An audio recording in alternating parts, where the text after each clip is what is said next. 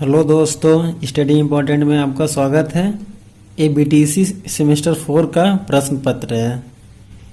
ये पहला प्रश्न वर्गमूल ज्ञात करना है। एक संख्या दिया हुआ है, इसका वर्गमूल निकालना, तो इसका वर्गमूल आएगा आपका ए ऑप्शन 2 सही है। इसका 45 मैं यहाँ पे निकाल रखा हूँ, आप देख सकते हैं। अब हम नेक्स्ट क्वेश्चन पे चलते हैं। ये भी हमारा ऑब्जेक्टिव टाइप का ही है। क्वेश्चन नंबर 2, इसका मान बताना है। ठीक है, इसका ऑप्शन थर्ड सही होगा। ठीक है, इसका जो उत्तर होगा वो थर्ड ऑप्शन वाला होगा। यहाँ पे मैं इसका सॉल्यूशन दिया हुआ हूं, आप वीडियो पॉज करके देख सकते हैं।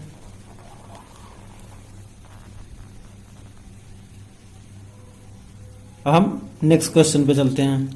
ये हमारा देखिए ये ऑब्जेक्टिव टाइप का तीसरा नंबर का क्वेश्चन है। एक घटना के प्रतिकूल संयोगात्मक अनुपात दिया हुआ 2:3 है, तो उसके घटने की प्रायिकता होगी। इसका ऑप्शन 4 सही है। ऑप्शन नंबर 4 इसका सही है। यहाँ पे मैं इसको हल किया हुआ, इसका सॉल्यूशन आप देख सकते हैं। ये ऑब्जेक्टिव टाइप का चौथा नंबर का देखिए, इसमें बहुलक पूछा हुआ। बहुलक का सीधा सीधा मतलब होता है कौन ज्यादा बार आया है, कौन ज्यादा बार आया। तो इसमें आप काउंट करेंगे, देखेंगे तो 12 ज्यादा बार आया, तो इसका उत्तर ऑप्शन 2 सही है। एक ऑब्जेक्टिव टाइप का 5 नंबर का सवाल देखिए, साइन 2a बराबर 2 साइन a दिया हुआ है, सत्य होता है जबकि a बराबर, तो a का मान पूछ रहा है, मतलब ये एंगल किस एंगल पे ये सत्य होता है, दोनों बराबर आ जाएगा।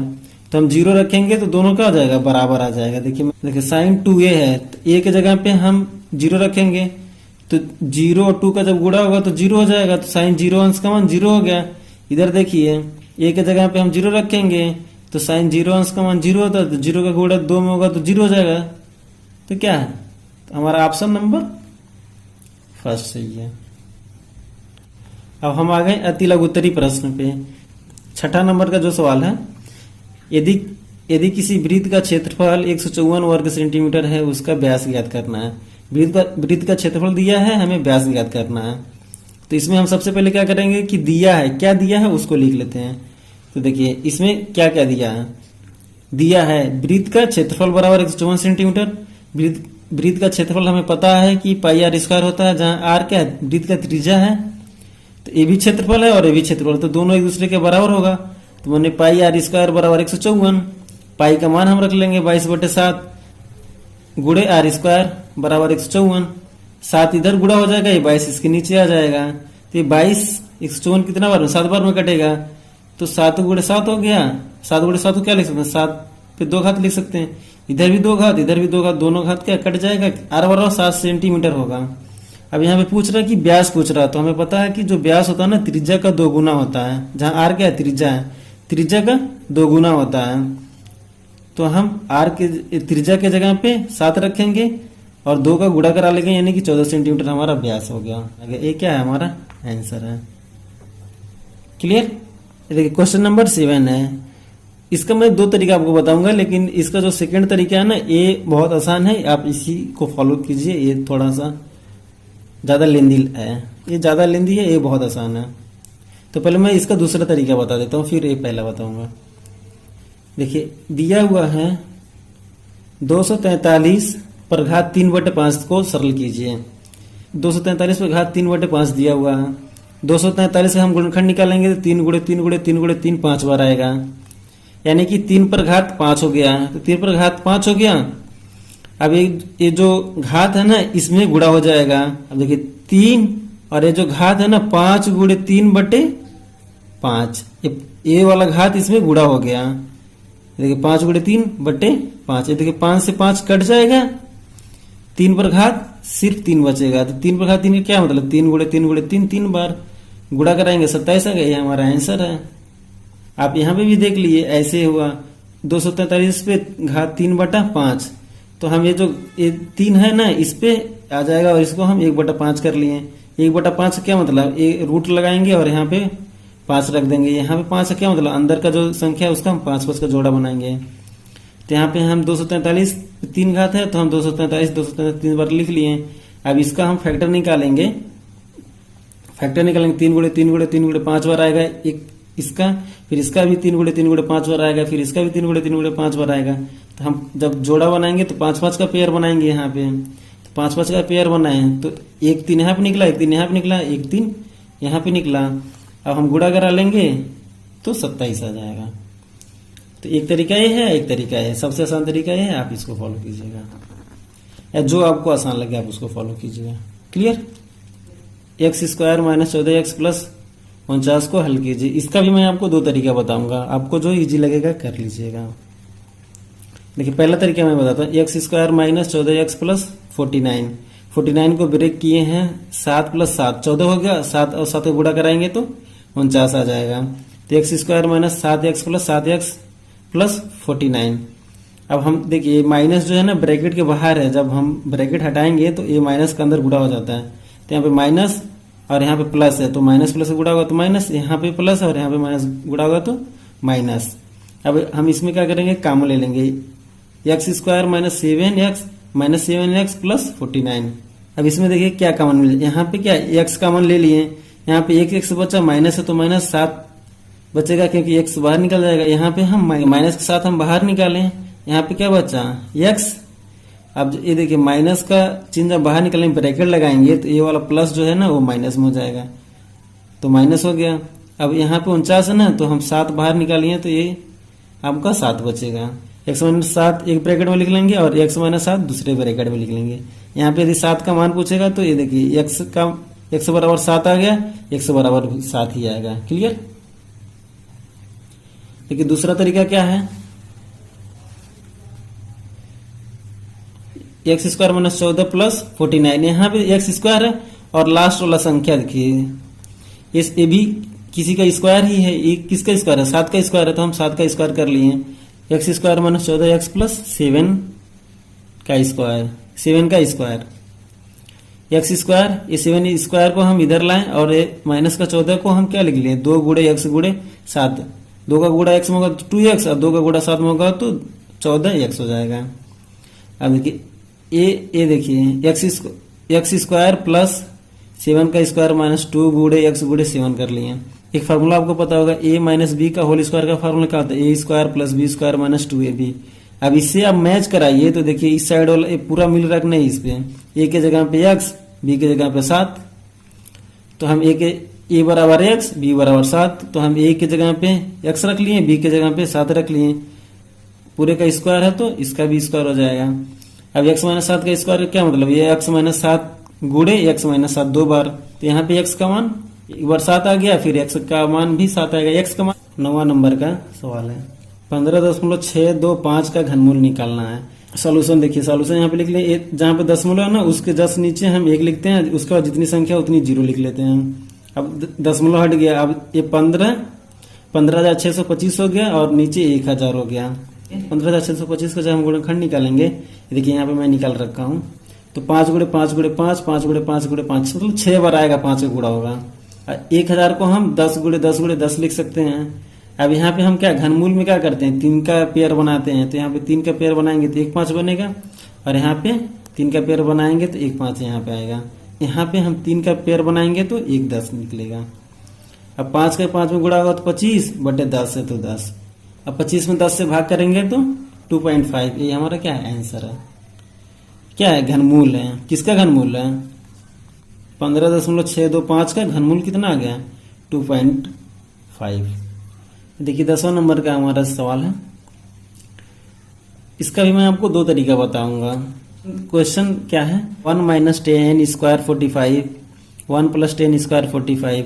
यहाँ पे हम क्या करेंगे कि 10 45 का मान रख लेंगे। 10 45 का मान होता है 1, 10 45 के जगह पे 1 रख लेंगे। 10 का स्क्वायर है तो 1 का भी स्क्वायर हो जाएगा, तो 1 माइनस 1 का स्क्वायर बटे 1 प्लस 1 का स्क्वायर। 1 का स्क्वायर क्या मतलब 1 ही, तो 1 माइनस 1 नीचे 1 प्लस 1, 1 से 1 कट जाएगा, 0 बटे 1 आएगा, और 0 बटे 1 का क्या मतलब 0। दूसरा तरीका ये देखिए, ये आपका दूसरा तरीका है cos 2a का तो फार्मूला ही ये होता है, cos 2a का फार्मूला ये होता है, तो हम क्या लिखेंगे, इसके जगह पे हम cos 2a लिख लेंगे। यहाँ पे a के जगह पे क्या है 45, तो 2 गुणे 45, तो 2 का गुणा 45 में होगा तो 90 हो गया। cos 90 का जो मान होता है, cos 90 का जो मान होता है वो 0 होता है। तो ये आपका 0 आ गया आंसर। तो चाहे आप इस तरह से हल कर लीजिए, चाहे इस तरह से हल कर लीजिए। क्लियर। आइए नेक्स्ट क्वेश्चन पे चलते हैं। वह छोटी से छोटी संख्या ज्ञात कीजिए जिससे 60 75 में गुणा करने पर गुणनफल पूर्ण वर्ग हो जाए। ये संख्या है, इसमें पूछ रहा है कि वह छोटी से छोटी संख्या बताइए जो इसमें गुणा कराएं तो संख्या क्या हो जाए, पूर्ण वर्ग हो जाए। तो हम सबसे पहले इसका हम वर्गमूल निकालते हैं। गुणनखंड विधि से इसका वर्गमूल, ये देखिए यहाँ पे हम गुणनखंड निकाले हैं 3 गुणे 3 गुणे 3 गुणे 3 गुणे 3 गुणे 5 गुणे 5 यह आया है। अब हम यहाँ पे इसका जोड़ा बनाएंगे। देखिए इसका तो जोड़ा बन गया, 3 का जोड़ा बन गया, इधर जोड़ा बन गया, लेकिन 1 3 बच जा रहा है, नहीं बन पा रहा जोड़ा। 5 का भी बन गया, तो हम क्या करेंगे इसमें, इसका मतलब 1 3 की कमती आ रही, 1 3 और होता तो जोड़ा बन जाता।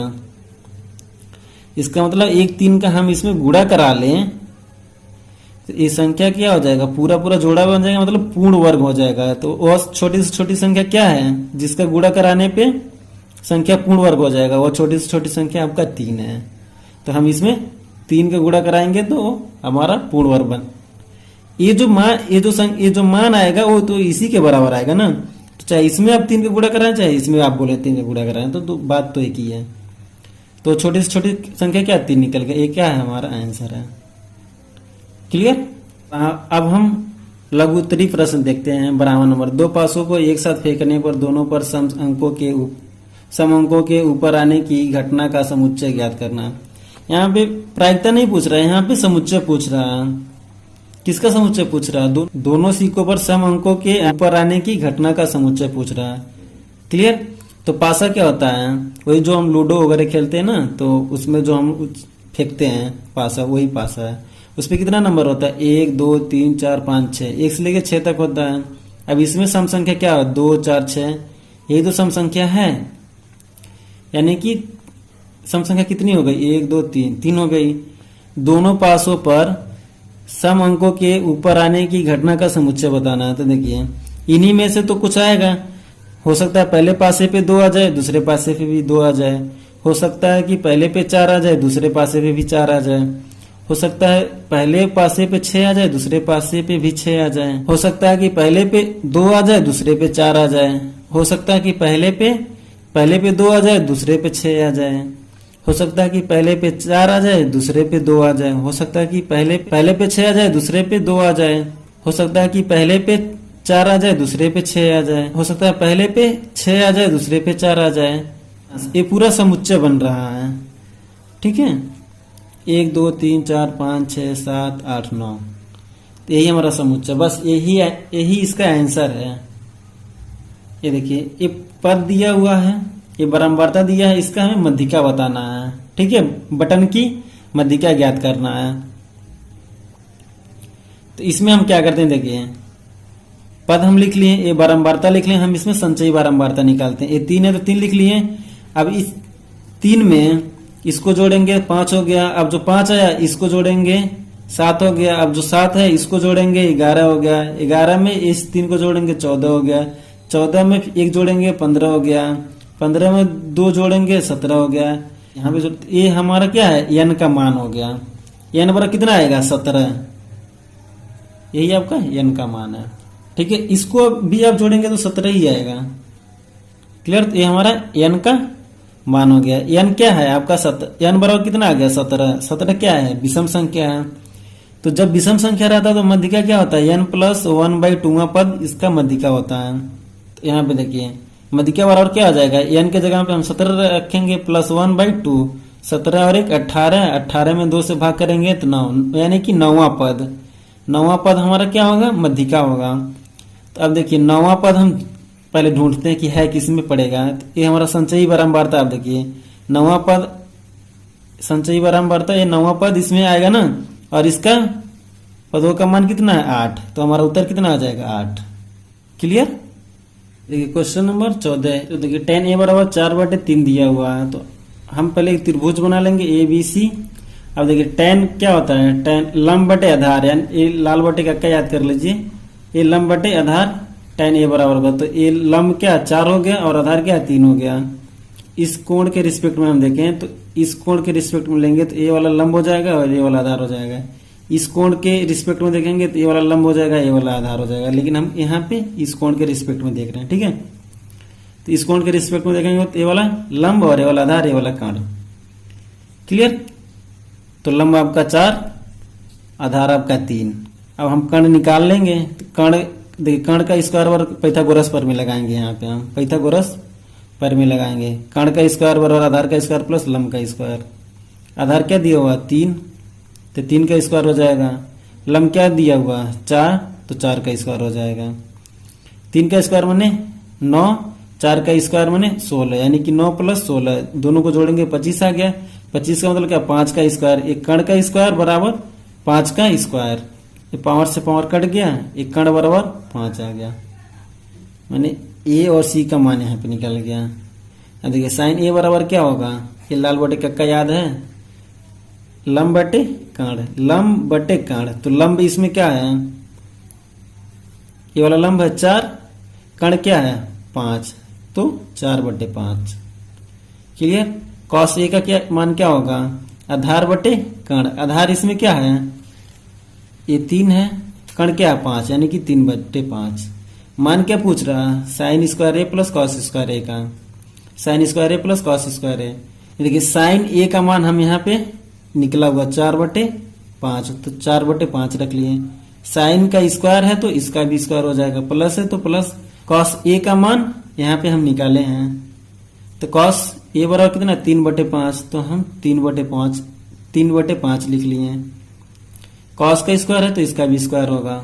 देखिए इसका स्क्वायर करेंगे तो 16 बटे 25 आएगा, प्लस है तो प्लस, इसका स्क्वायर करेंगे तो 9 बटे 25 आएगा। दोनों का हर बराबर है तो ऊपर ऊपर जोड़ लेंगे, तो 16 और 9 25, नीचे 25, तो 25 से 25 कट गया, कितना है 1। ये क्या है आपका आंसर है। क्लियर। अब नेक्स्ट क्वेश्चन देखते हैं। देखिए 15 नंबर का क्वेश्चन, 550 घन सेंटीमीटर लोहे से एक बेलनाकार सरिया बनाया जाता है। यदि सरिया का व्यास 1 सेंटीमीटर हो तो सरिया की लंबाई ज्ञात कीजिए। तो पहले देखते हैं इसमें सवाल में क्या क्या दिया है, वो पहले देख लेते हैं। दिया है बेलनाकार सरिया का व्यास कितना दिया, 1 सेंटीमीटर दिया है। तो बेलनाकार सरिया का त्रिज्या कितना होगा, यानी कि 0.5, 1 का आधा है। तो ऐसे 0.5 ना लिख के हम 1/2 ही लिखेंगे, क्योंकि क्या व्यास का आधा होता ना त्रिज्या, तो हम इसका 1 का आधा करेंगे तो 0.5। तो ऐसे 0.5 नहीं लिख के हम इसको ऐसे लिखेंगे 1/2 सेंटीमीटर। 550 घन सेंटीमीटर लोहे से हम बेलन बना रहे हैं, जो बेलनाकार सरिया बनाएंगे उसका भी आयतन सेम ही रहेगा। तो इसी अनुसार हम बेलनाकार सरिया का आयतन 550 घन सेंटीमीटर रख लेंगे, ठीक है। तो बेलन का आयतन क्या होता है, पाई आर स्क्वायर एच, और आयतन यहाँ पे 550 दिया भी है, तो दोनों आयतन है तो बराबर हो जाएगा, यानी कि पाई आर स्क्वायर एच बराबर 550। इसको हम इधर कर लें, इसको उधर कर लें, इसमें कोई दिक्कत नहीं है।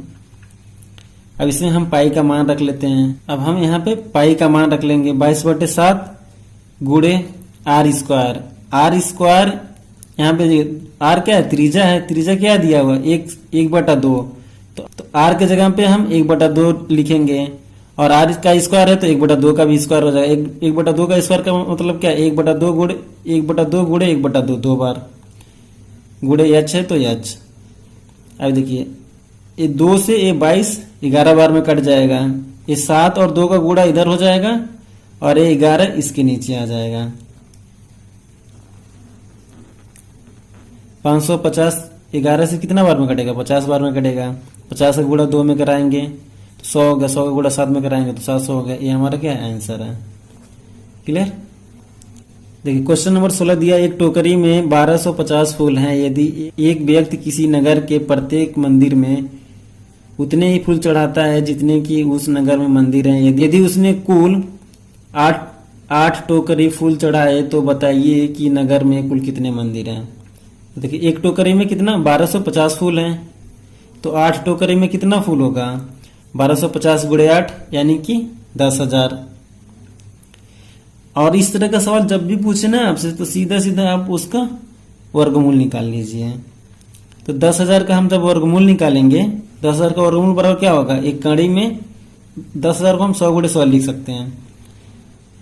अब देखिए कड़ी में है तो हाँ, ये जोड़ा यहाँ पे लेते हैं हम पेयर बनाते हैं तो 100 बाहर आ जाएगा, कड़ी हट जाएगा।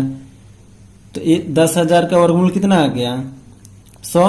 यही जो आया है ना ये वैल्यू 100, यही क्या मंदिरों की संख्या है। क्लियर? यह है हमारा आंसर।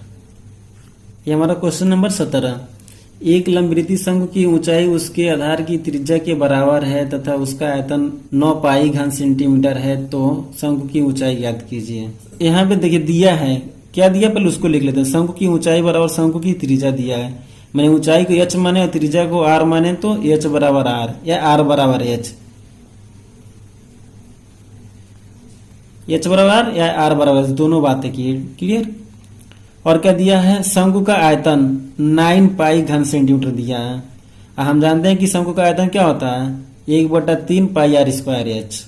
शंकु का आयतन यहाँ पे दिया है, शंकु का आयतन इतना होता है, दोनों शंकु का आयतन है तो दोनों एक दूसरे के बराबर होगा। तो 9 पाई बराबर 1/3 पाई गुणे r के जगह पे हम क्या लिखेंगे? h। r बराबर क्या आया है? h।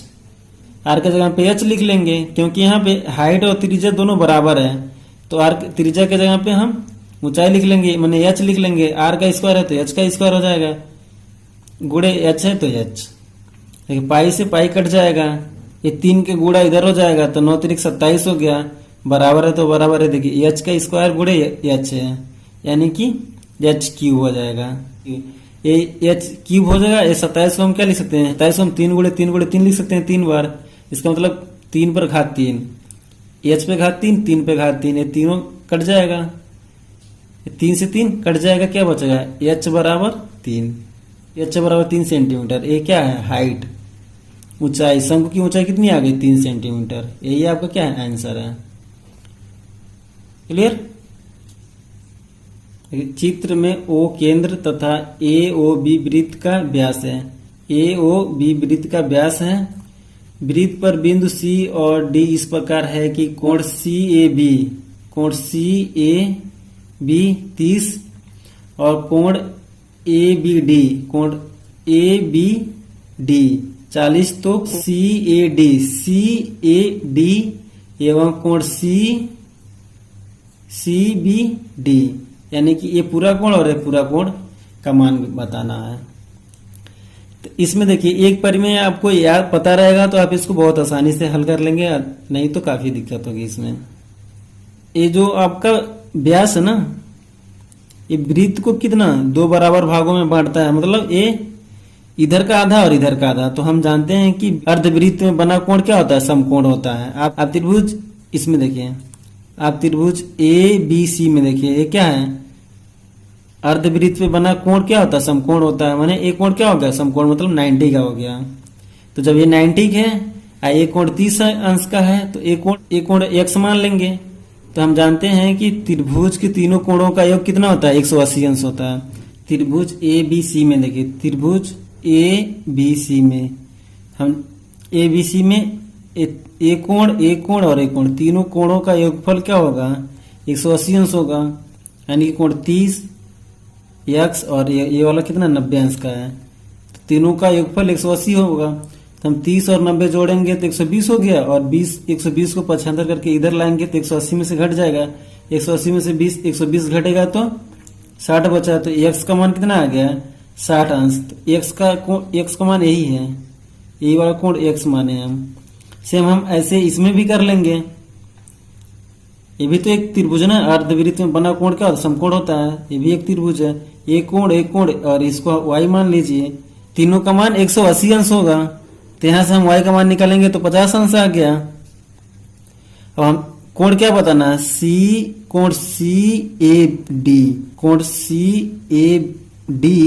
एक कोण और एक कोण, एक दोनों को मिलाने पे ही तो बनेगा। तो कोण CAD बराबर 30 प्लस y, 30 प्लस y का मान कितना आया था? 50। इधर देख लीजिए, y का मान 50 आया है, तो हम यहाँ पे 50 रखेंगे। 30 और 50 80, यानी कि कोण कितना आ गया आपका? 80 आ गया। अब कोण CBD पूछ रहा, CBD पूछ रहा, कोण CBD क्या होगा? ये वाला कोण और ये वाला कोण, ये दोनों मिला के होगा आपका CBD, यानी कि x और ये 40। x का मान कितना आया था 60 और 40, 60 और 40 दोनों जोड़ेंगे तो 100।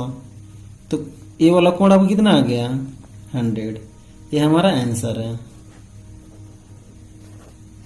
क्लियर।